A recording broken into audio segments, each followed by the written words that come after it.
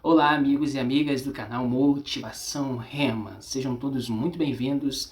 Esta é a série Calibre 66 e hoje vamos falar sobre o segundo livro de Reis. Quero já pedir, por favor, você que ainda não é inscrito no canal, aqui abaixo do vídeo está escrito inscrever-se. Faça isso, é só você clicar aí, já vai estar inscrito.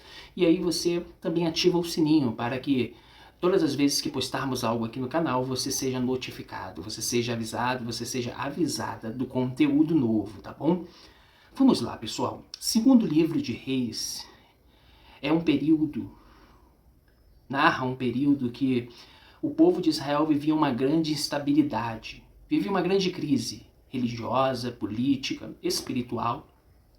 O reino estava dividido, você sabe que são 12 tribos, porém nesta época 10 tribos estavam para o lado e 2 tribos estavam do outro lado. As 10 tribos eram conhecidas como Israel, ou como Reino do Norte, que eram pessoas do povo de Deus, e as outras 2 tribos eram conhecidas como Judá, ou Reino do Sul, que também era o povo de Deus, mas esses 2 grupos, né, das 10 tribos e das 2 tribos, estavam divididos. A capital do Reino do Norte era em Samaria, e a capital do Reino do Sul era em Jerusalém. Cada um tinha os seus reis, e os reis do Reino do Norte de Israel viviam fazendo o que era mal aos olhos do Senhor.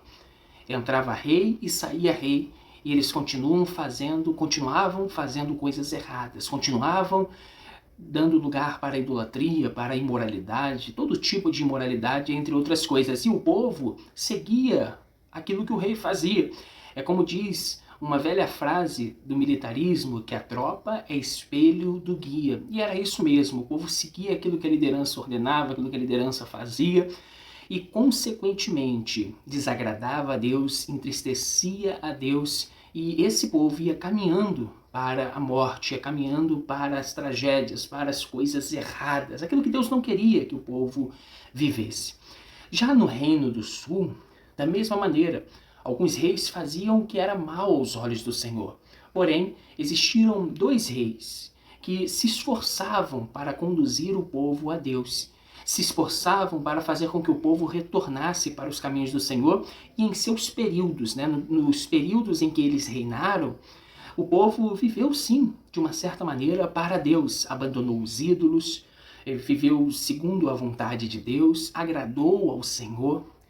E os nomes desses 2 reis são Ezequias e, além de Ezequias, Josias, 2 reis que fizeram a diferença. Porém, não foi suficiente para tirar o povo do caminho errado de uma maneira permanente, ou seja, para sempre. Logo que eles morriam, ou logo que um morreu e depois o outro morreu também, após a morte de um e de outro, as pessoas elas se desencaminhavam, não é? E elas continuavam praticando as velhas coisas, continuavam fazendo coisas erradas. E isso estava contribuindo também para uma derrota, uma grande derrota. Como consequência da vida tanto do Reino do Sul e também a vida do Reino do Norte, uma vida promíscua, de desobediência, uma vida em que eles desobedeciam a Deus e seguiam aquilo que os povos vizinhos faziam, adoração a ídolos, imoralidade sexual, entre muitas outras coisas.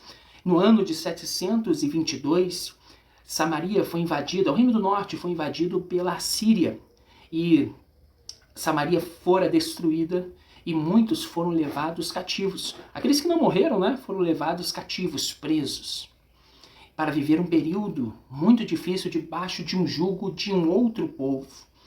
Já em 522 a.C., o reino de Judá também foi invadido e Jerusalém foi destruída.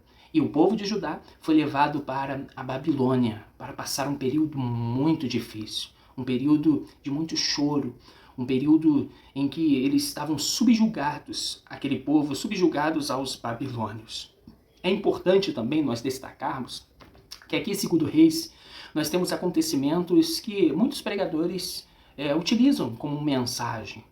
Vemos aqui a ascensão de Elias naquela carruagem de fogo, você lembra? Que ele subiu aos céus numa carruagem de fogo. Nós vemos aqui também a ressurreição do filho da Sunamita.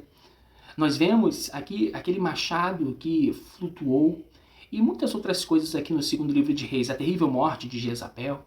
Mas eu queria falar hoje, nessa palavra rema, sobre um caso específico, que é o caso da cura de Naamã.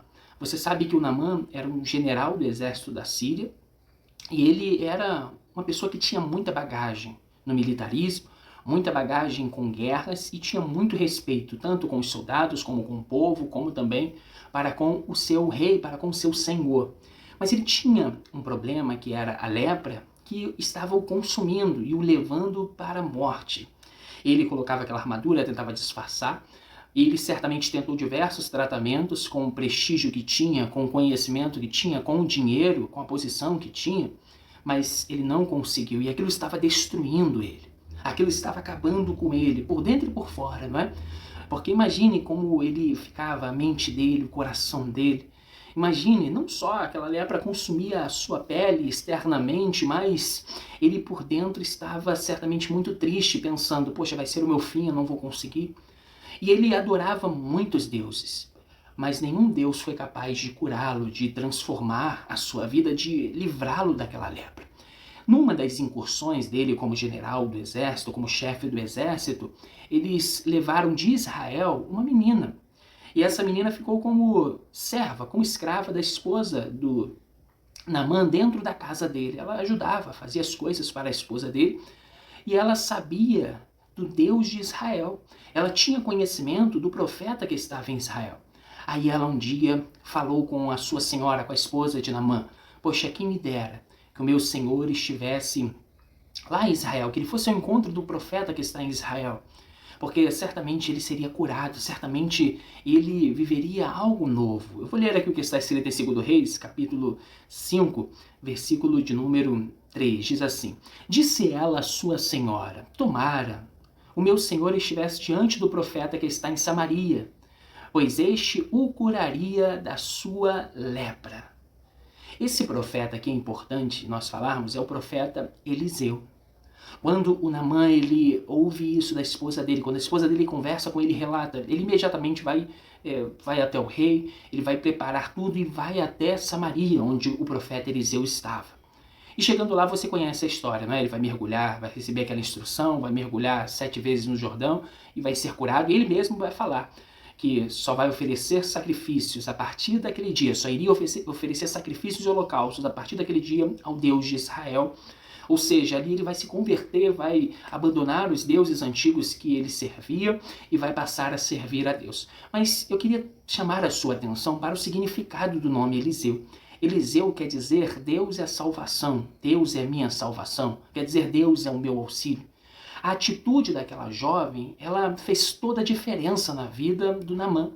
Ela foi um instrumento de Deus para que ele chegasse até o Eliseu, até o Deus é a salvação, Deus é o meu auxílio, e a vida dele foi transformada. Você no seu local de trabalho, você na sua rua, na sua família, você entre os seus amigos da faculdade, você com aquele vizinho, pode ser como essa menina também.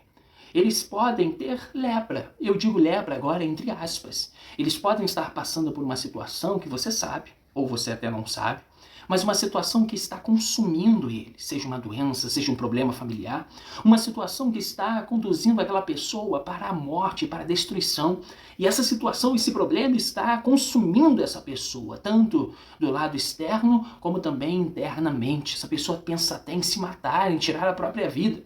E você, se colocar no coração hoje que vai ser como essa menina, para os Naamãs, entre aspas, para as Naamãs, entre aspas, que cruzarem o seu caminho ou que já cruzaram o seu caminho, você vai convidar essa pessoa, vai falar do amor de Deus para essa pessoa, vai convidá-la para ir na sua igreja, para visitar alguma igreja, vai falar do Deus é a salvação para elas e pode ficar tranquila, porque quando essa pessoa chegar no lugar onde o Deus é a salvação está, onde Deus é a salvação está sendo cultuado, está sendo buscado, o Deus é a salvação, ele vai dar a instrução certa para essa pessoa mudar a sua vida e você certamente ficará muito feliz. Então, ajude o Naamã que cruzar o seu caminho hoje. Também compartilhe esse vídeo com outras pessoas, dê o seu like, deixe seu comentário aqui. Você já foi como essa menina para algum Naamã?